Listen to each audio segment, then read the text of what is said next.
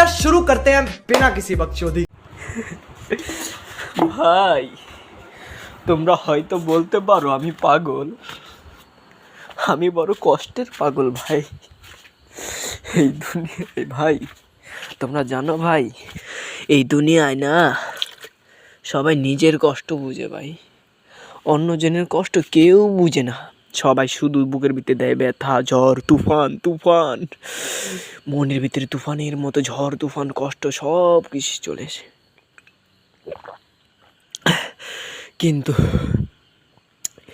কিন্তু আমি বুঝতে পারি যে আমার মনে যে কতটা ব্যথা, কিন্তু তোমাদেরকে আমি বলে বুঝাতে পারবো না ভাই, যে আমার ভিতরে বা আমার মনে যে কি চলছে।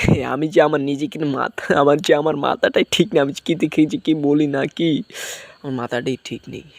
ঠিক মতো খেতে পারি না, চলতে পারি না, রাস্তা দিয়ে হাঁটতে পারি না, যাইতে পারি না, বলতে পারি না, এই মুখ না সমুখ না, এই সেই বলে বলে বা নিজেকে নিজে শাসন করি, নিজের মাথায় নিজের বিবেককে নিজে প্রশ্ন করি, নিজেকে নিজে বলি।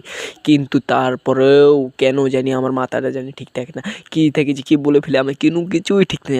আসলে কি দুনিয়াটা কি পাগল না আমি একটা পাগল, না কি বলছি না ভুল বলছি না খারাপ বলছি আমি নিজেও জানি না।